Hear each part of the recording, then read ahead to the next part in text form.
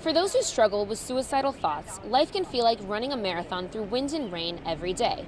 But just like the runners who persevered through this finish line, empowered by the cheering spectators, you can also overcome feelings of helplessness with support from organizations like Samaritans. Reporting in Boston, I'm Gearin. My grandfather passed away my freshman year. My freshman year, I really struggled, and it was my first year in my entire life that I wasn't playing different sports year-round. Zazzali was used to playing soccer, basketball, and baseball during the year. The jump to only one sport combining with the death of his grandfather made his freshman year a tough transition. He says his grandfather had a huge impact on his baseball career. My grandfather, ever since I was a little kid, he would show up to all my games. He's the one that was always trying to tell me to hit ground balls up the middle. And then losing him was a big deal for me, not only baseball-wise having that support, but he also supported me financially at this school. So that was kind of a big loss all around. Zazzali says playing two sports keeps him on track. So there was definitely an acclimation period. I had to start preparing right after baseball season to then get ready for soccer.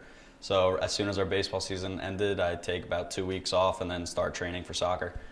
And then academically, I would say it's probably the most challenging because now I have to work around two separate sports schedules to schedule classes. So it's funny, a lot of people ask me like, how do you manage to do both? And my response is pretty much the same every single time. I say it keeps me out of trouble. But truthfully, I don't know what else I would do without playing both sports because it really does keep me in sync, keeps me on a routine, and keeps me doing the right things. I'm Gearin reporting from the TD Garden, where the Sports Museum's 16th annual The Tradition is underway. The Tradition raises money for the Sports Museum and honors athletes from all 4 Boston sports teams. I spoke to Willie McGinnis about what it means for him to be honored tonight. You work so hard, sometimes you never have an opportunity to put your head up and look back and kind of think about all the things that you've went through in sports and how long you've been playing and all the work and through the injuries and surgeries and the great times and some of the bad times. And, you know, when it's all said and done, it's kind of like now when you have an opportunity to get recognized, it makes you kind of feel special. And I'm definitely honored, you know, by that.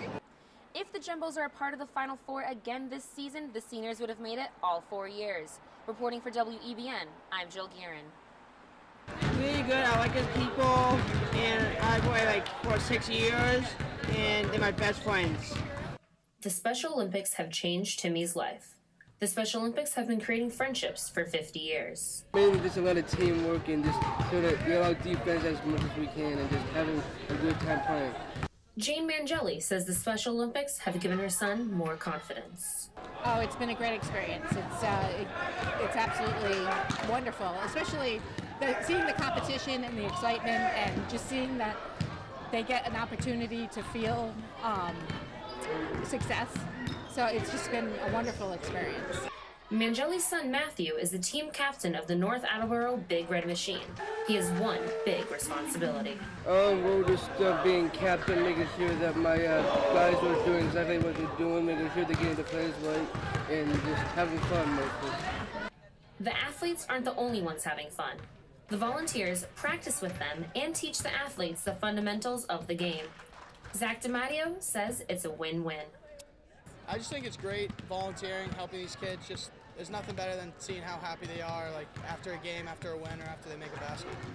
Next weekend, the teams will compete in a qualifying tournament for a chance to make it to the state championship. Reporting from the Bobby Brown and Stephen Folker gym, I'm Gearin. I'm Gearin reporting from historic Holman Stadium, where the Nashua Silver Knights currently have their longest win streak of 6 games. Prior to this, their longest win streak of the season was only 2 games. I spoke to designated hitter Jake LaBelle about how the team was able to turn it around. The game between the Nashua Silver Knights and the Bristol Blues has been canceled tonight due to possible thunderstorms. Reporting from Holman Stadium, I'm Gearin.